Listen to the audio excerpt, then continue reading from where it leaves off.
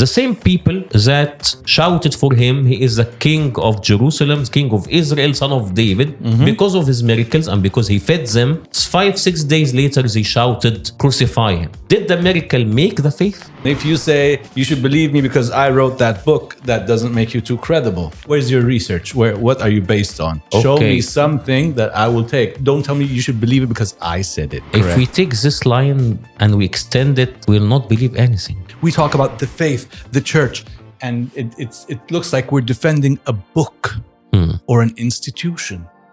And ideally, it's not. They are in love with God. That's it. And he caters to them. If they need miracles, they get miracles. Hi, Dany. Hello, Fady. And hi, everyone, and welcome to a new episode of The Broadcast. What is a broadcast, Dany? What are we going to do? Everything. It's an almost a no limits show. No limits? No, don't go too far. OMG. But OMG. Hello, come back to Gen Z. You're outdated. لا بس I'll tell you, where nothing is off limits, no topic is off limits, almost. That's the aim. If it goes anyway, other than that, I'm not playing. That's why it's broad. 200%. 200%. 200%. We're doing that. We're not limited to anything, and we're not just going to be discussing things ourselves. I mean, today, what we're going to talk about today was not originally our idea. I mean, this came through questions. Yes. And because of that, that's how things are going to be. We're going to get requests. We're going to get ideas, suggestions from everyone who watches. Anything you want, you talk about, we're going to try and help. We're going to talk with you on it. If you participate, that would be amazing. We believe that it's so much better when not only limited to the both of us. So let's try and do that. So our team will always be sharing the social media of the podcast, and we'll be happy to receive all your questions, all your suggestions, all your topics, and we are more than happy to discuss them together. So what we are going to kick off with today? Okay, I'll tell you. What was the last fasting season we had? The fasting of the Virgin Mary. Well, that's not what they talk. That's not how they say it, because she didn't fast that way. Yes. Then who did? The apostles. And even the fasting of the apostles, was it them who fasted?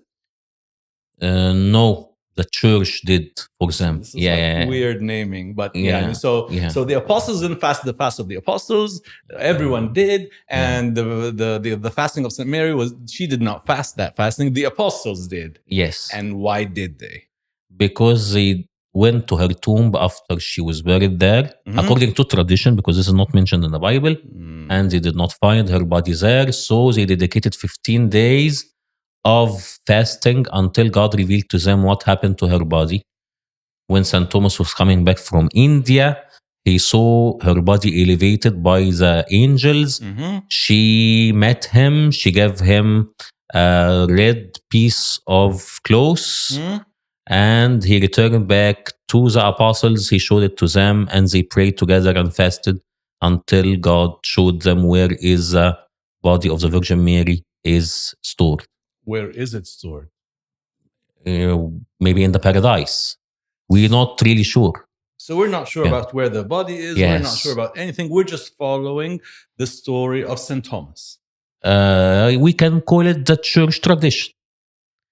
Any which way you want to call it. So it's the story of St. Thomas according to church tradition. Agreed. Yes. And he came back from India with a piece of cloth saying that this belonged to the Virgin Mary. And true. And he got this through some sort of apparition. Yes. That no one else saw. Except him? No. His singular story. Exactly. And yet all the other disciples believed him because... But this is not a singularity. Who said that Moses met God and took the 10 commandments except Moses? Yeah, I agree. So we believe in this, and it can be a single person an eyewitness who can tell us a story and we will believe it. Have you seen the film called History of the World? It's an old film, 1980s. No, I'm not that old. Oh, yeah. So no, well, watch it. It has this idea of It's on YouTube. It's on YouTube. Okay. Well, bits and pieces. Okay. For copyright reasons, I don't know what's what. But if you watch it, it gives you an idea of why you're taking one person's version of the story. Moses went to the mountain, and God spoke unto him. Moses, this is the Lord thy God, commanding you to obey my law. Do you hear me? Yes, I hear you. A deaf man could hear you. What? Nothing, forget it. Oh, Lord, why have you chosen me? What would you have me do for you? I shall give you my laws, and you shall take them unto the people. Yes, Lord!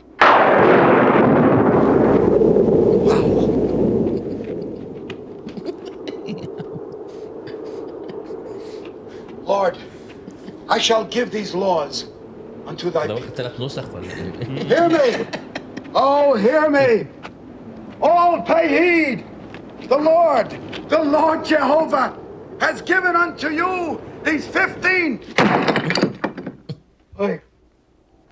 10 commandments for all to obey.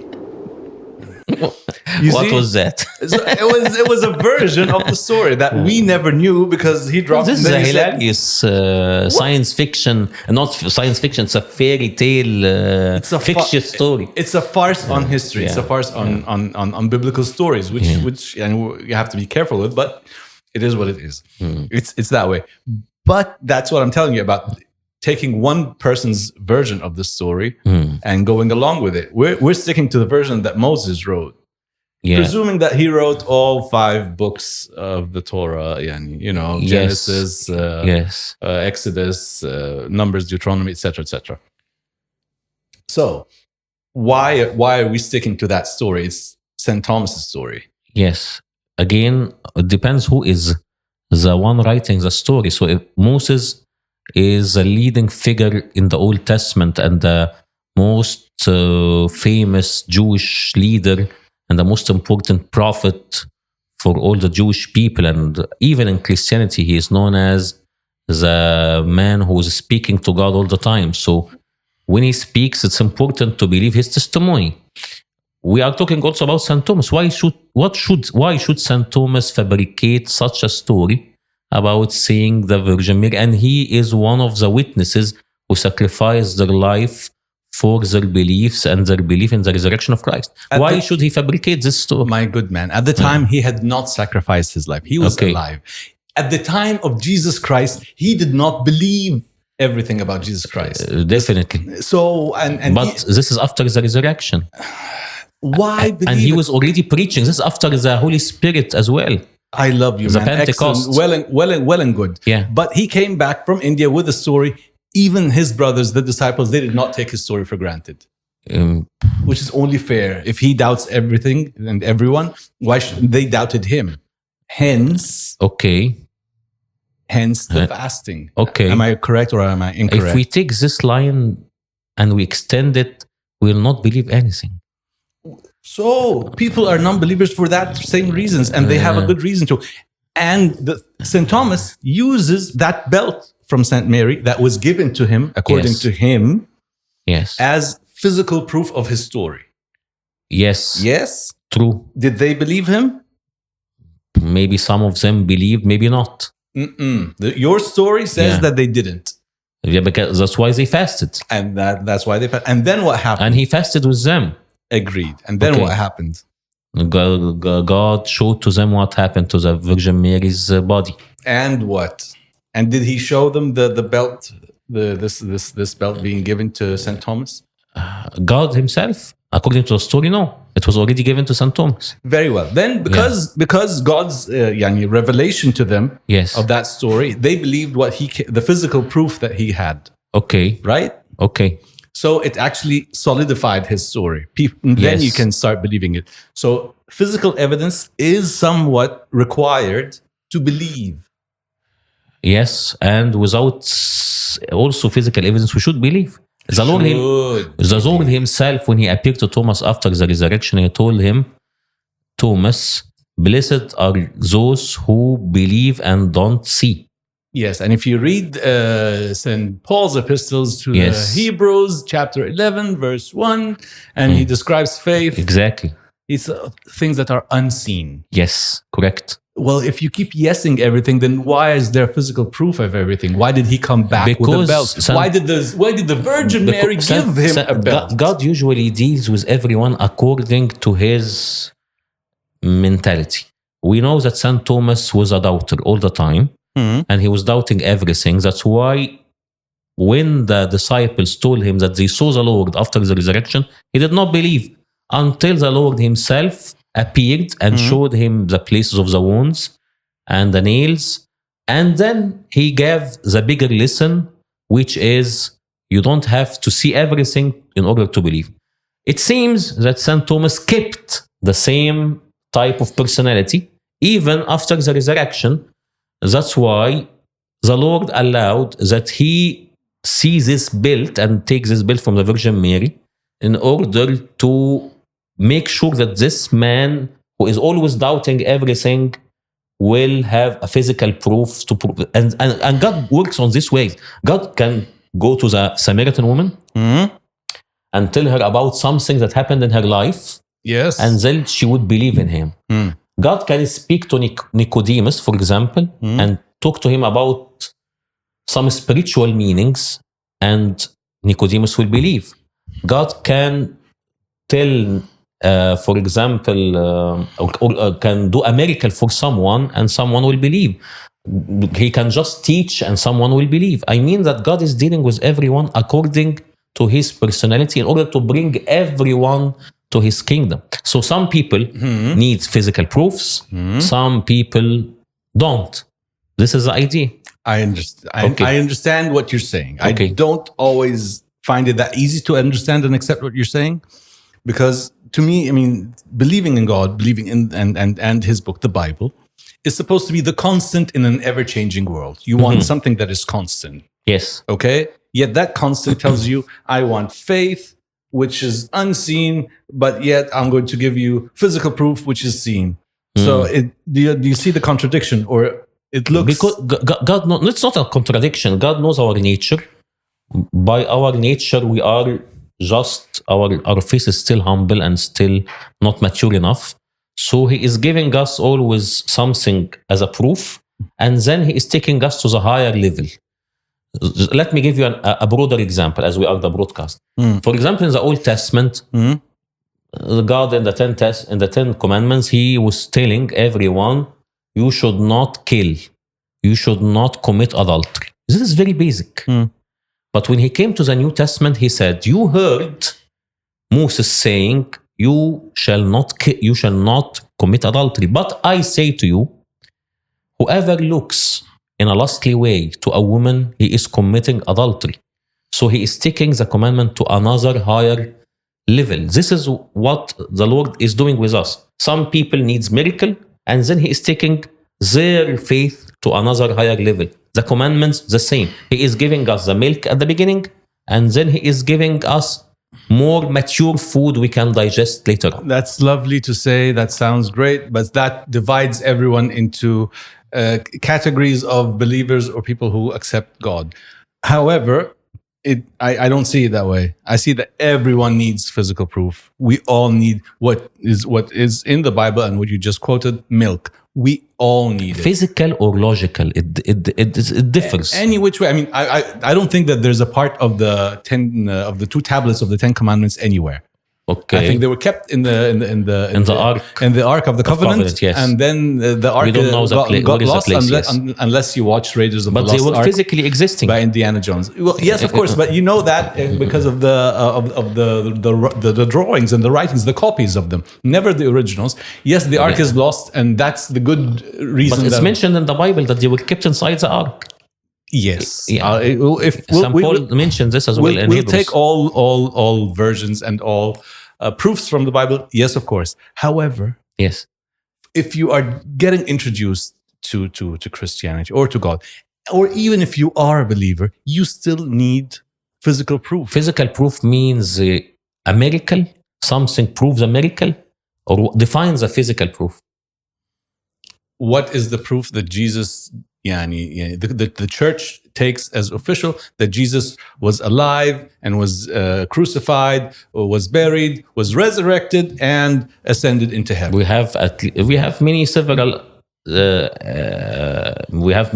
evidence for that, but we can say at least the gospel accounts written by the first eyewitnesses.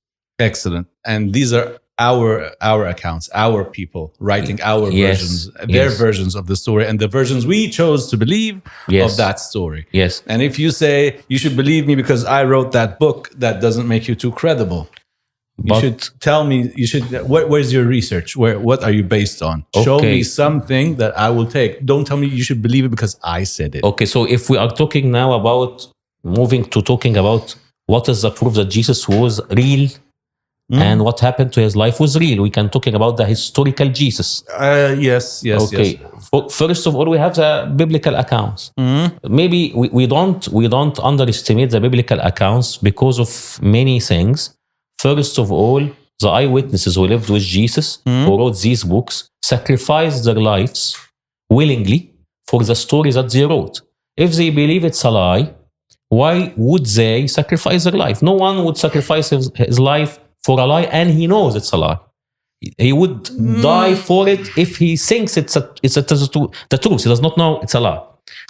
I heard that before. I understand it. I agree to it to a great extent. People would, if you believe in something bigger than you, if you believe that you want to keep that lie going, yes, you just might want to say. But I will lose. It's a very low probability. I will give you that. I will not say I will lose my eternity for something. I know it's a lie. Well, if you think it's bigger, it's more important to keep propagating that lie. You just might. I understand the difficulty of it because it's counter instinctive. Really, our instinct is to survive, exactly. Not to die. Yes. So I understand that, but again, in the very minimal chance that there is. Yes. Well and good, but give me something. Give me some. I believe that cell phones exist because I have one. So again, if we are talking about the historical Jesus, we have the biblical accounts. The biblical accounts who were written by people who sacrificed their lives for the sake of what believed this was the truth, and they were eyewitnesses. They recorded as well that they saw Jesus as we are seeing each other right now, and they recorded this in a document written like 20 years only after the death and resurrection of Christ. And this is a very close period to document something. When we say about what we can say, if we say, remember the incident that happened in Egypt during 2011, there was some famous incident happened in the Tahrir Square, and some people died. And today we are in 2024, which means 13 years later, and we still don't know what happened exactly, despite it was like 13 years old. Yes. But when people write behind the incident, recording what happened correctly, this would be the truth. That would make them great historians. Yes. Please. But I'm a much simpler man. I'm trying to prove to you historically that Jesus lived. I need milk.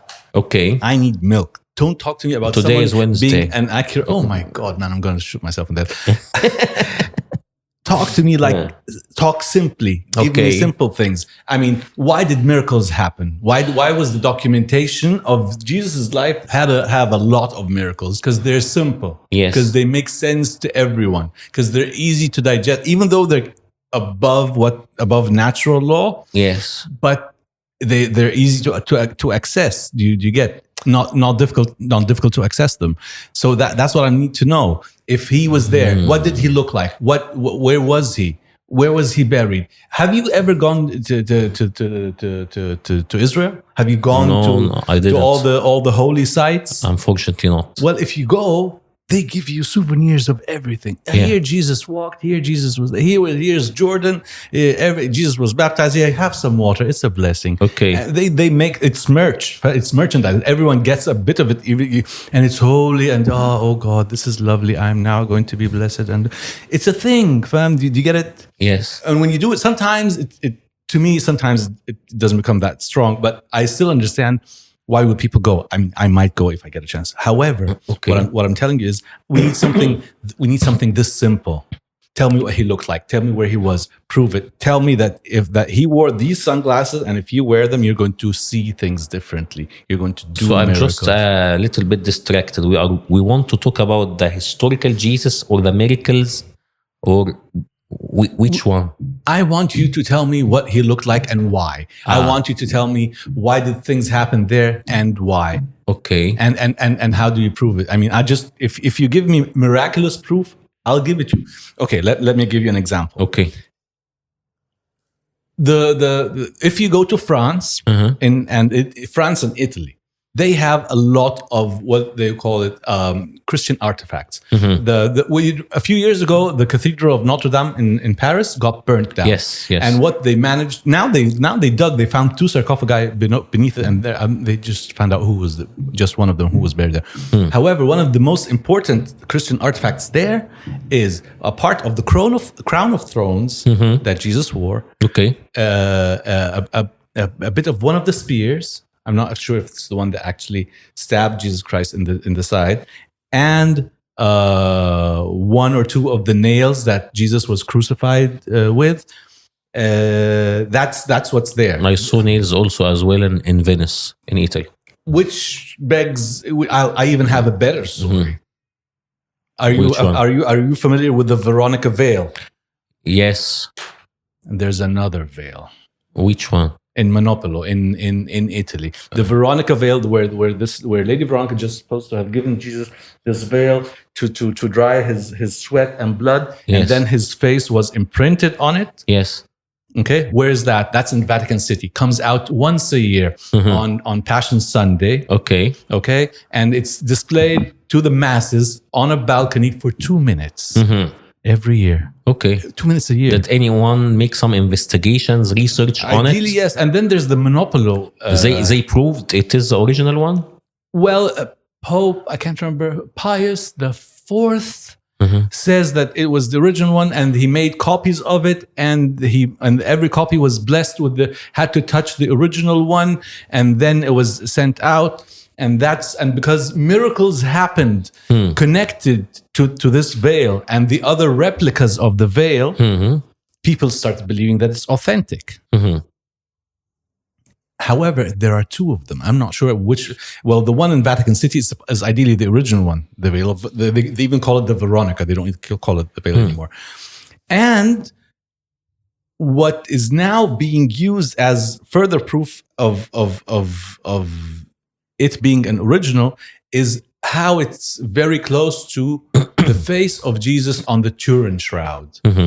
You're familiar with the Shroud of Turin? Yes, sure. If you put both veils here, they look like they're for the same man, who is. I remember I was talking to Monica a few weeks ago, and she was telling me he's not as handsome as I thought, which is interesting, and it actually makes sense now when you watch. The Chosen and the Jesus character looks pleasant, but not the most handsome one. Very pleasant. But again, when he's under torture, he will be different. The features are and God forbid when someone does pass on, the features are generally relaxed. However, that's what we're talking about are proofs that Jesus was there. Yes. And this shroud was found ideally in the tomb of Joseph of Arimathea, where Jesus was buried, etc., etc. We believe them because of the miracles. We believe them because when science... Who are we? Christians or everyone? Mostly Christians. I mean, the latest... But not every Christian believe in these artifacts, by the way. Jesus himself did not want to relate our faith to make it dependent on miracles. He wants to go on a higher level and a higher standard of belief. Yes, but you cannot move to a higher standard of belief unless you go to the basic one. We cannot just ask people to believe. But the basic is not related to miracles. Again, let's take, for example, the resurrection of Christ. We know that every year there is some kind of a miracle happens in Jerusalem. Yes, the light and all that. Exactly, the holy fire or the holy light. What happens if this holy fire stopped appearing for 1 year? Does this doubt the resurrection of Christ? You tell me. I'm asking you. Well, I'll tell you. You want a miracle? If the light doesn't come out every year, you'll see people coming back. You'll see people leaving. That's a problem. Again, you say yes, that's a big problem because I'm still relating my faith to the miracle. Again, when Jesus was alive, he did hundreds of miracles. Many of them were recorded in the Bible. Not all of them for sure were recorded because of the important ones were recorded. The same people that shouted for him, he is the king of Jerusalem, king of Israel, son of David, because of his miracles and because he fed them. 5-6 days later, they shouted, crucify him. Did the miracle make the faith? No. Did it sustain the faith? No. I can say that the opposite way around is correct. Faith can create miracles. When Jesus said, if you have faith, like this tiny mustard seed, exactly, you can move mountains and you can tell the mountain, move from here to there, and it follows.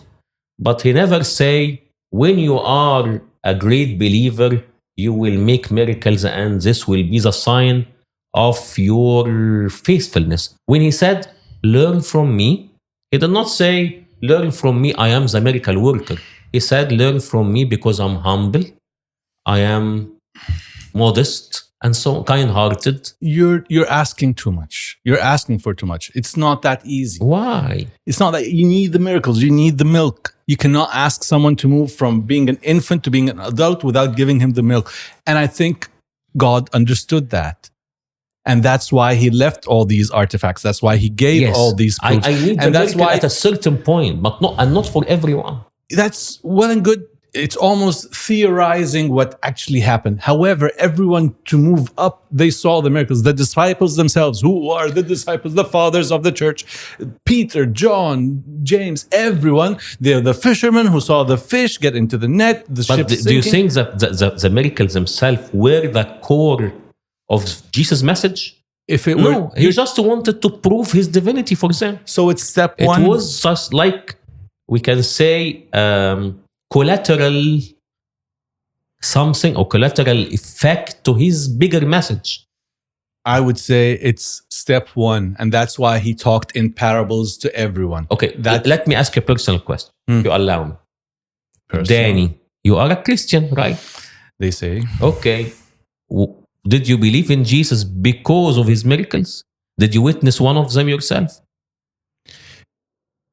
Yes. I believe, I'll tell you that whatever I believe in, wherever I am on the faith scale, a good bit of it comes from personal exposure to what I believe is miraculous. You might argue that it's not miraculous, but there are incidents that would say that this is a supernatural event. This is above all. This cannot be a coincidence. There is that bit. Yes, I am that simple. I am not yet at the point where I see that the bigger miracle is the one of changing my life, of me changing directions. That is what the church keeps saying. I understand and believe that. However, I will tell you, I'm a much simpler man. And when things that are supernatural happen to me, they help me. I saw this documentary and I once attended a lecture on it, and they say that the shroud was, some acid fell on it and like pierced it in different places, all the same. However, they did not distort the wounds that happened from all the whipping that happened to Jesus. It was not acid, it was fire. It was pieces of silver, liquefied silver. Yes, thanks for that. So they say that it fits the description of Jesus. They say it works, and that helps people believe. It's a step. It's a step. But the veil. Knowing what he looks like helps. I would say it even helps when Instead of there's the historical Jesus existed. Historians, non-Christian historians, Many of them talk about him. He was there. Yes. He's not a fictitious character. Correct. Okay, so in history, he was there. Him being the divine Jesus is what we get from the Gospels. Now, when we get these proofs, we understand, and even when miraculous events are connected to these artifacts that are related to Jesus, then it's further proof that he was God incarnate. Okay. So do you understand, I understand the need for it? Okay, so let's stop a little bit at the Shroud of Turin, because that's a famous artifact. So the Shroud of Turin, you say that people needs to believe that this was a burial clothes of Christ, and this was a proof for him being existing and a proof for his death and resurrection. It's a proof of the gospel story, because there are other stories where he's not. Let me just crucified. the sentence. So until maybe few months ago, or still as well, the science was proving that this piece of cloth was a forgery and returns back to the 13th and 14th century. So how can I relate my faith to something that's not yet credible by science? That is the problem. Science is changing, but I cannot change my faith based on some research that comes today and comes tomorrow. My faith is more deeper than this and is rooted back in the teaching of the Lord Jesus Christ and the testimony of the eyewitnesses that they shared with us through the Gospels. Again, that's a breakthrough that can tell us that this was the real burial clothes of Christ. That's very, very encouraging. I'm very enthusiastic about it. But if they did not reach this conclusion, I still believe Jesus rose from the dead. Are you not stronger in your faith? Are you not? Does it not help you? Well, then why are you enthusiastic about it? I'm enthusiastic because it will answer some of the doubters, some of the skeptics. But you're okay. I'm okay with it. You're 200% okay. Yeah. It does not help. If it is not the burial clothes of Christ, I still believe he rose from the dead. Come on. But of course, it does not make you a stronger believer. Not does not help you. Not for me. Not one bit. Not for me. Not at all. I told you. Oh man. A few minutes ago, if the holy fire in Jerusalem does not come, I still believe Jesus rose from the dead. Every Christian, Dany, should be like this. We should not build our faith and relate it to miracles because, again, until 2 months ago, before this discovery or this research, a lot of people were doubting this, and still some more people doubting the Shroud of Turin. Okay, so science was telling that this is a forgery. Science today is telling this is a true piece of cloth. Another research can tell us, no, it's still a forgery. I don't have to be very well. So now, like now you're going to take us back to the original concept of faith transcending physical evidence. Yes, and what? Okay, that's lovely. But if it weren't the case, I mean, if Jesus had not catered to St. Thomas's doubts, and he was like shoulder to shoulder with Jesus, yes, and he had these doubts. And he died for God, he died for Jesus. Okay, yes. Yet he was doubtful, man. Yet he came back, and the other disciples, and knowing that St. Thomas, who Jesus catered to his doubts, comes back with the story. They should have just believed him, but they didn't. They fasted until a bigger event, a supernatural event happened that all of them saw. It's like Pentecost again. Yes. All of them see this apparition at the same time, and they understand that the angels that God took the body of Saint Mary up to heaven, and it's not to be found on earth anymore. Yes, that is needed. Even the disciples needed it. What kills me, what kills sometimes, was that when there are verses that say that without faith he cannot be pleased. That the Son of Man would come and to seek and look for faith on earth. Yes, and there's such an emphasis on faith that transcends correct physical evidence, and yet you cannot do without the physical evidence for the very first step. Okay. Blessed are those who believe and have not seen. Yes. I understand, but I am betwixt. I mean, I'm in between these. I don't know what's what. Sometimes it works. Sometimes things happen, and I ask why. I don't think we are saying different things. I believe we are saying in different ways. Jesus or God is dealing with everyone according to his character. Some people need physical evidence. Some people need logical evidence. Some people need to see an apparition from the Lord himself. That's why he dealt this way with Saul. His conversion came like this. He was reading all the books, he knew many things, but he needed to be dealt one-to-one personally with Jesus. And this is the way Paul converted.